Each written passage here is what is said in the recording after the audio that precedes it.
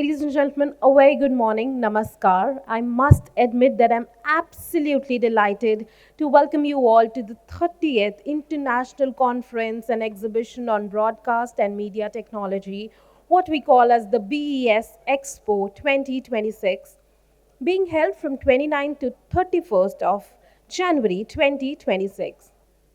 Ladies and gentlemen, this special edition of BES Expo 2026 is themed around broadcast intelligence innovation make in India for the world, and it proudly takes its place as a pre summit event for the AI Impact Summit 2026, signaling India's leadership in shaping the future of intelligent broadcasting and media technologies on the global stage. Ladies and gentlemen, I am Riyad Lakh and I'm truly honored to be your host for the day, guiding you through a morning of inspiration, vision, and shared excellence. Ladies and gentlemen, this prestigious conference is gracefully supported by Ministry of Information and Broadcasting, the Ministry of Electronics and Information Technology, Prasar Bharati, the Asia Pacific Broadcasting Union, Audio Engineering Society, India, and the All India Broadcast Manufacturers and Distributors Association, along with Indian Broadcasting and Digital Foundation. Thank you for your support. Ladies and gentlemen, with this powerful vision, the celebratory milestone, and this collective spirit of innovation that I see today, I extend a very warm and ceremonial welcome to each one of you. And without any further ado, let's proceed to our inaugural session. Let us begin BES Expo 2026, where intelligence meets innovation and India leads the broadcast future. A very warm welcome to the 30th International Conference and Exhibition on Broadcast and Media Technology, BES Expo 2026. It is a profound privilege for the Broadcast Engineering Society India to host this prestigious event, continuing our long-standing commitment to advancing the media industry. This gathering reflects our dedication to serving every facet of the sector, from television, radio, and film to mobile, OTT, IPTV, and the dynamic world of content creation and delivery. It is truly a pleasure to witness such a distinguished gathering here in New Delhi. On behalf of BS, I extend my sincere gratitude to each one of you for joining us today. We are honored by your presence and look forward to an engaging, enriching 3 days, an experience we trust will be both insightful and transformative. BES India, a non-profit society established 30 years back, functions with a social cause of promoting the advancement and dissemination of knowledge and best practices of broadcasting to enhance the knowledge of broadcasting professionals. The society encourages education, research and training in broadcasting through active cooperation with academic institutions, industry, and the government. The society works closely with leading broadcast organizations in the world and plays a leading role inviting experts from different areas of broadcasting to facilitate adoption of new technologies in the broadcasting sector in India. Today, we see that the broadcasting landscape is constantly evolving, fueled by technological advancements and a heightened emphasis on sustainable practices. AI is revolutionizing the media and entertainment industry by transforming content creation, distribution, and consumption. AI powered tools are enhancing content personalization, automating tasks, and optimizing operations across various sectors like film, music, gaming, and journalism. It is no longer just a futuristic concept. It is actively reshaping how we create content, how we collaborate across platforms, and how we monetize our efforts in an increasingly digital world. I am thankful to the Ministry of Electronics, Information and Technology for making this year's BES Expo as a pre-summit event of AI Impact Summit that is following in the February, and that's how the focal point of this conference is AI in media and broadcasting. This year, our theme, Broadcast Intelligence Innovation, Make in India for the World, perfectly encapsulates the dynamic shifts. Happy to share that the exhibition participation this year has almost doubled over the last year, showing the exciting opportunities unfolding within our industry.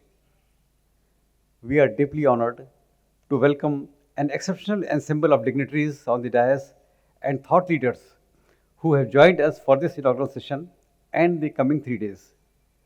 Their presence not only lends prestige to this gathering, but also sets a compelling tone for the enriching discussions and visionary dialogues that lie ahead. It is our distinct honor to welcome today Shri Anil Kumar Lahoti, Chairman TRI, who, with his global perspectives on the technology and the revolution, would enlighten us today. We are equally honored by the presence of Shri Gaurav Devedi, CEO Prasar Bharati, who emphasizes creative excellence, digital innovation, and inclusive growth in shaping a vibrant ecosystem to position India at the forefront of the global entertainment landscape. Prasar Bharati, through Doordarshan and Akashvani, is expanding its digital reach and enriching its content portfolio. The launch and growth of the very own OTT platform Waves Prasar Bharati marks a significant milestone in this journey, furthering extending Prasar Bharati's digital footprint and accessibility. The present visionary leadership continues to steer India's public broadcaster towards innovation, inclusivity, and global relevance. Ladies and gentlemen, with a round of applause, may I please request Sri Gaurav Dwivedi ji to kindly address our audience today. A very warm welcome, sir. Broadcasting globally is today at a clear inflection point. Artificial intelligence, cloud and IP based workflows, platform convergence, immersive production technologies, D2M, and hybrid delivery models are reshaping how content is created, distributed, and consumed. These are structural changes, not incremental ones. For a public service broadcaster, this transformation brings a dual responsibility. We must embrace innovation and modernization at scale, while at the same time ensuring that public trust, editorial integrity, and inclusivity are preserved in an age of speed, automation, and information overload. For us, therefore, technology is not disruption for its own sake, it is an enabler of public service guided by public interest. Prasar Bharati, under the guidance and policy vision of the Ministry of INB, today functions as a unified public media ecosystem, operating seamlessly across platforms and formats. Doordarshan continues to serve as India's visual storyteller, from national events to regional culture, from linear to digital first content. Akashvani, one of the world's largest radio networks, remains the most trusted medium during disasters, elections, and national emergencies, particularly in last mile and low connectivity areas. TD News carries the responsibility of verified and balanced journalism at a time when misinformation and deepfakes pose serious challenges globally. Together, these platforms ensure that no citizen is left behind because of geography, language, connectivity, or device access. Artificial intelligence is the central focus of this conference, and rightly so. At Prasar Bharati, our approach to AI is responsible and purpose driven. We see AI as a tool to assist journalism, not to replace editorial judgment. It is a tool to amplify Indian languages, not narrow narratives, and to improve efficiency without diluting accountability. We are exploring the use of AI in areas such as archival restoration and metadata enrichment, multilingual workflows, newsroom automation with human oversight, and intelligent discovery of content across platforms. These efforts are closely aligned with the Ministry of INB's emphasis on the responsible use of emerging technologies in media and broadcasting. For a public broadcaster, speed without trust has no value. Technology must therefore be guided by ethics, transparency, and public interest. As we speak of Make in India for the world, it is important to recognize that public broadcasters too can be creators of digital platforms, not merely the users of imported technologies. At Prasar Bharati, we have consciously invested in an in-house development of public digital media infrastructure aligned to India's scale, linguistic diversity, and public service requirements. This approach is fully in consonance with the ministry's broader vision of strengthening indigenous media infrastructure and technological self-reliance. One such initiative is Shabd, Prasar Bharati's digital news service platform.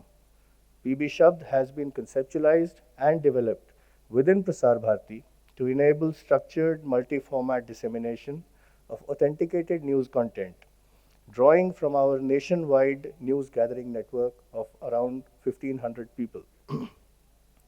It strengthens the availability of credible news in multiple Indian languages across platforms and media ecosystems. Our OTT platform, Waves, represents a key pillar of Prasar Bharati's digital transformation. Waves has been conceived as a Make in India public OTT platform designed not merely as a content repository, but as a public digital media ecosystem. It brings together live television, on-demand video, digital-first news, cultural programming, archival content, and citizen-centric public information on a single platform, ensuring that public service broadcasting remains relevant in a mobile-first, on-demand world. Importantly, Waves is being built with a strong focus on Indian languages, discoverability, accessibility, and platform neutrality, rather than purely commercial optimization.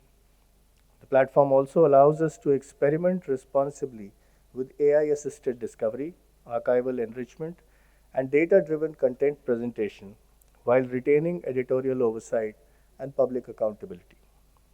In this sense, Waves is not just an OTT service. It is an example of how public broadcasters can build sovereign, scalable digital platforms aligned with national priorities and capable of serving both domestic audiences and global Indian diaspora.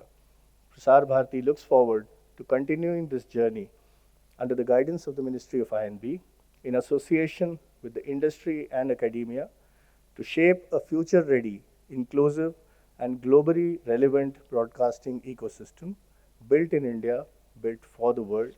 Thank you. Jai Hind. Here I'm addressing Professor Ganesh Ramakrishnan from IIT Bombay. The very important part here is very much in the spirit of BES Expo, which I see is extremely collaborative. Bharatjan brings together the research ecosystem of the country along with engineering, with top talent that we have got. Some of them are leaders, CEO, EVPs back from the US.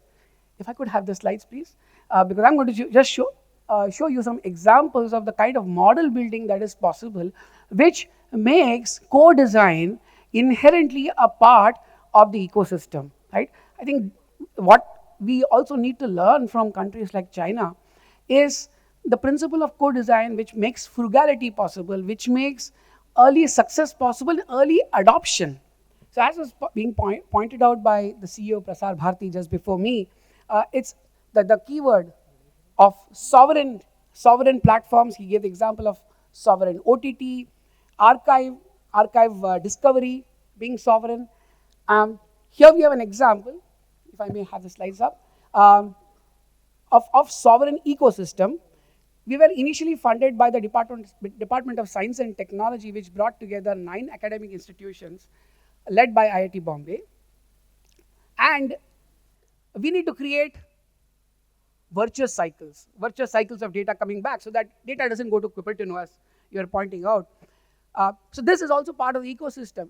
It's not just data, because along with data, again, comes use cases. But what you basically see here is a combination of speech to text, text to speech, all seamlessly integrated with high fidelity question answering in collaboration with the Indian Council for Agricultural Research for specific crops.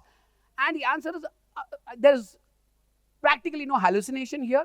There's also a lot of integration with vision models. We are able to, as you can see, extracting document information, right, from scans and integrating them with the co-pilot application for the farmer, making things a lot more seamless. You can see so much can be done, and I look forward to see whether we can enhance or work with some of the sovereign applications that are being built by Prasar Bharati. So this again spans the Indian languages. A lot of it, as I said, is going to be inference heavy. So we need to make the inference really feasible at scale. Now, what does it really take to build these models across domains, right? We need to not just release models, but we also need to have benchmarks for those models. And benchmarks actually are a reflection of how effective these models are, right? Again, the audio is off here, but you can see examples across different domains. Yes, for education, in Tamil, being able to do good reasoning across math, because this reads you to cross-pollinate between English, lot of knowledge existing in English with its vocabulary. Likewise for legal, if you want to do legal drafting, right? English, obviously, but the queries are going to be multilingual. And you need these domain-specific models. Often applications require agentic capability, where these models can be called across different domains, because legal is never purely legal. Let's also use AI to find new hypotheses and skills, right? New skills that can actually empower people. And I can't think of a better venue than this to think of paradigms by which we can upskill people. Indians are not fearful of AI. Actually, that's a positive. And Honorable Prime Minister pointed that as well. Can we use that opportunity to discover new skills and empower people in a world that is feeling increasingly threatened because of AI? And as was very rightly pointed out by the CEO of Prasar Bharati, we need to bring responsible AI by having human in the loop by design. So thank you very much. I'm really grateful to this opportunity. As Mr. Sunil rightly mentioned in the morning, that she's a powerful voice in Indian journalism. She brings with her a perspective that seamlessly blends credibility, courage, and contemporary relevance. Yes, here I'm addressing Ms. Kalipuri, Vice Chairperson and Executive Editor-in-Chief, India Today Group. I'm not going to give you a long address here. I thought that I would showcase some of the work that we are doing in media and AI to give you a sense of what those applications could be, and also use it as an opportunity to pick your brain a little bit. I'm sure there are engineers here, startups, entrepreneurs who have other bright ideas. So we are going to showcase what we're doing, and I'm very open to suggestions on how we could improve that, or new ideas that you have that you would like a platform to test.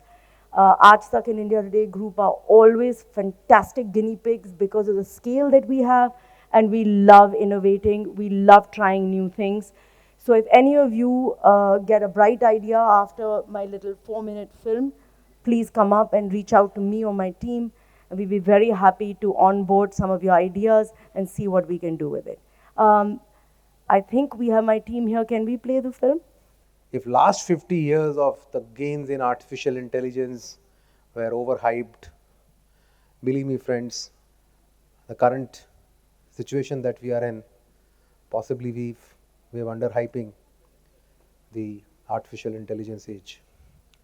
It's right there on our face. It's right there on our face. Every segment, both on the positive side and negative side, is going to be impacted. But our segment, the media and the entertainment landscape, is definitely going to undergo a huge transformation with artificial intelligence coming in.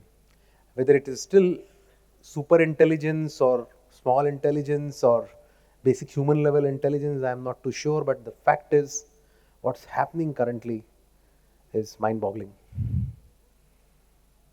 I mean, the speech that's given to me, how do I know? How do you know whether it's not been written with the help of a ChatGPT or a Gemini?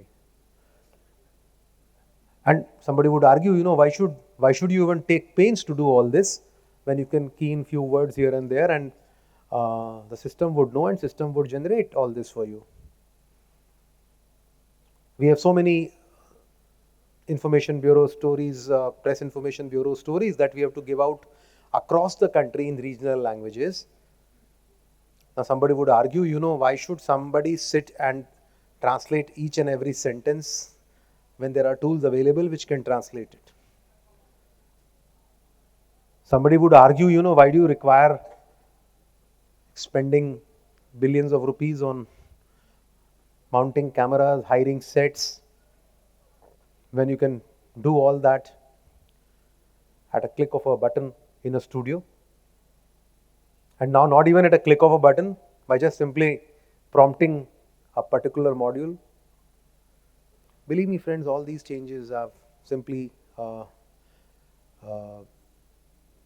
going to completely transform the media and entertainment landscape. And as it comes with any technological growth, if we embrace it, if we use it, then huge productivity gains are in the offing. If Madam Puri was, let's say, putting out 10 stories in a day to earn her revenues, possibly she will be able to put out 50 stories in a day. If her 10 stories were going to 10 people across this room, her 50 stories might now go to a specific set of people requiring those stories. So if you're able to harness the gains coming out of artificial intelligence, obviously the sector has huge possibilities for growth. Just as internet, when it came in, everybody thought it's going to displace work, but it didn't do. It created jobs, it created new jobs. Possibly artificial intelligence, when it comes in, would definitely to an extent usher in productivity gains. And obviously, if we are prepared for it, if we are up to it, then I think obviously we'll be on the growth curve when it comes to AI. Obviously, AI, unlike other technologies, is not just a tool, it's also an agent. I mean, what if these people start collaborating and start conspiring against Madam Puri?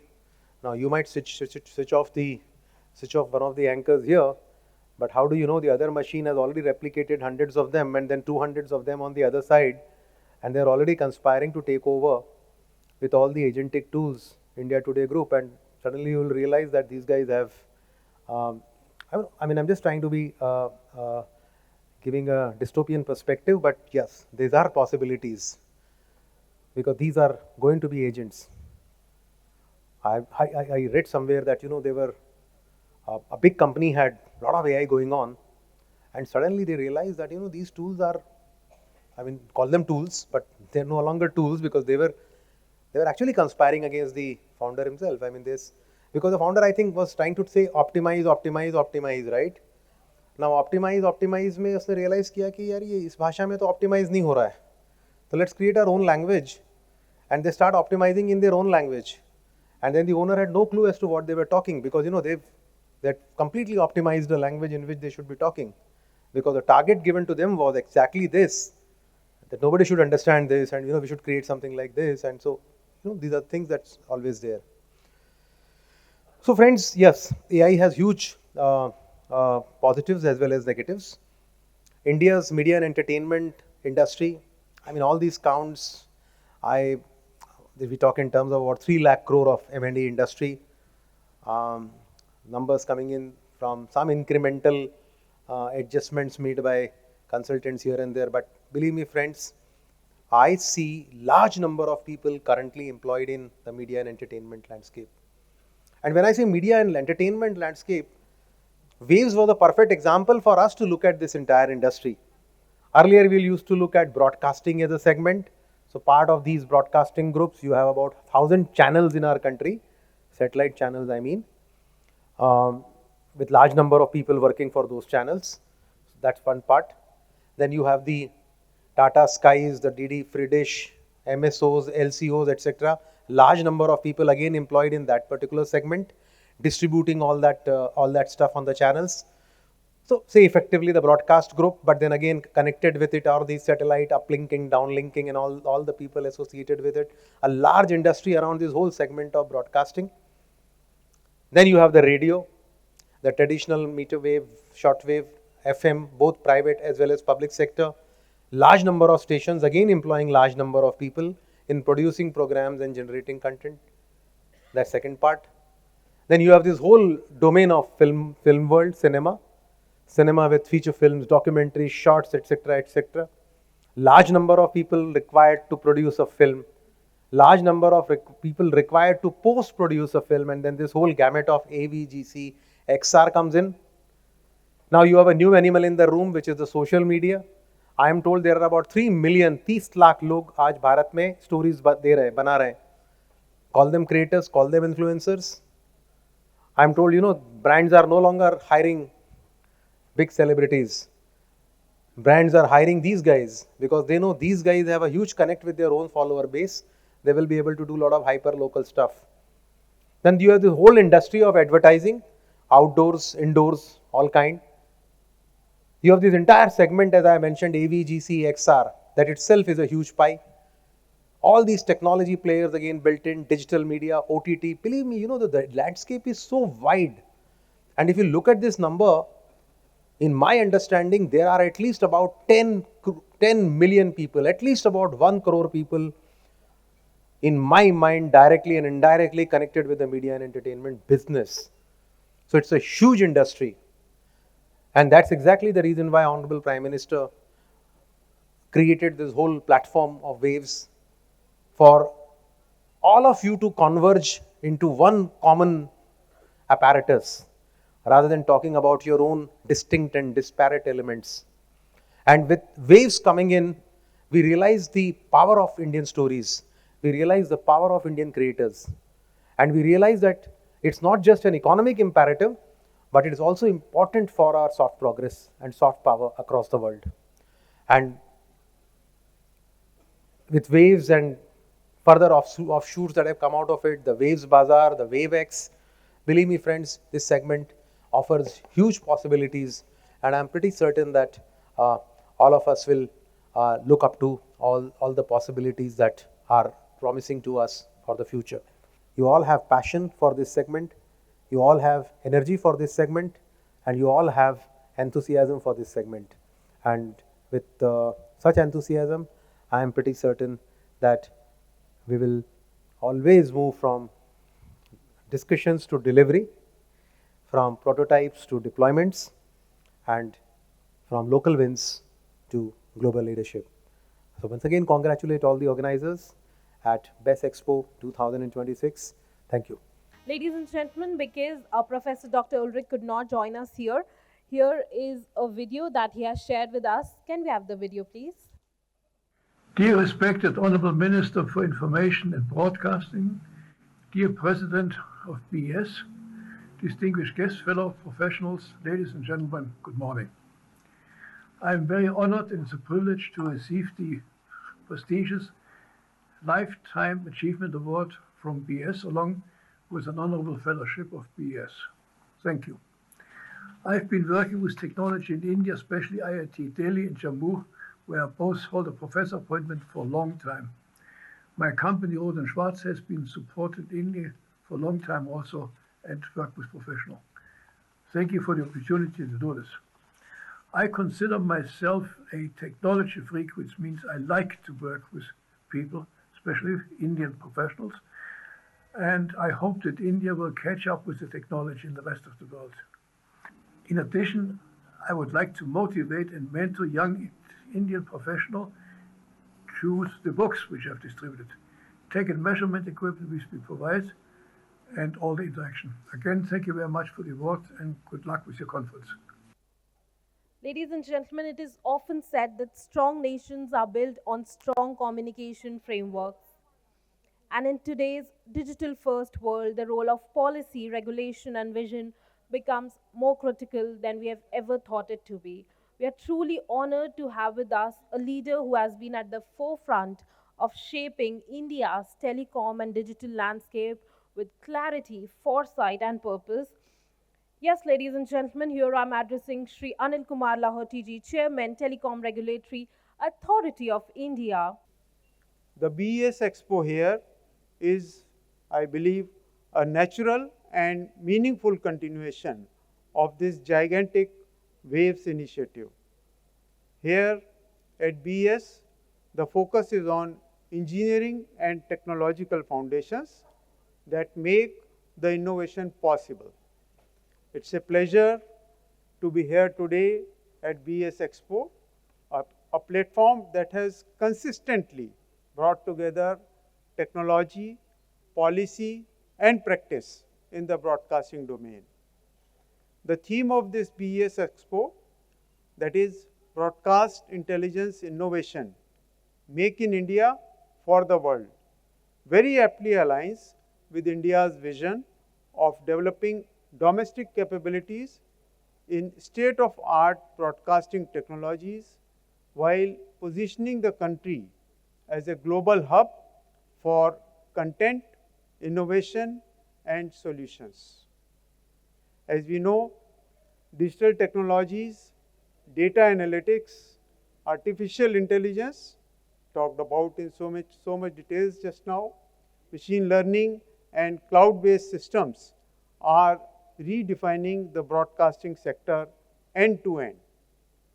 The potential of broadcasting intelligence across the entire value chain includes platforms for real-time audience behavior analysis, AI-assisted content creation, we saw a wonderful video, and automated editing, real-time language translation and subtitling, personalized content recommendations, real-time detection of misinformation, network optimization, along with secure transmission technologies that reinforce consumer trust. We just saw an awe-inspiring video from the India Today demonstrating the enormous possibilities that AI brings. The video beautifully brought out that there was hardly anything left out for the AI to create and to present to you. It was almost like a real world. I wish BES 2026 every success and hope the deliberations over the coming days will contribute meaningfully to the future of broadcasting in India. Thank you very much. It's a very good event, and this BES has been in existence for many years, decades actually. It was there when television was called idiot box, and now it is called smart television. So it has been there throughout this journey of reformation, broadcasting, transformation that has happened.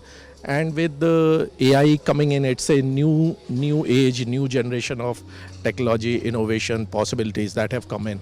And platform like BES allows the fraternity, the professionals, the innovators, educators to come together and do something big, collaborate and deliver for the benefit of the industry and, for that matter, benefit of the mankind. So it's a very good platform to be in. So how is your experience with this, and what is your that experience in your career? About BES? Yeah, about you. So I've been into this media industry for last almost 30 years. So I was with the public broadcaster and then moved to the private industry. So I have seen different types of technologies, different types of solutions, workflows which have happened from news to sports and entertainment. At the end of the day, it is the content which is the king, and technology drives that content. So it's important that events like this and society like this remain focused on the development and advancement of the technologies, which in turn helps the industry together.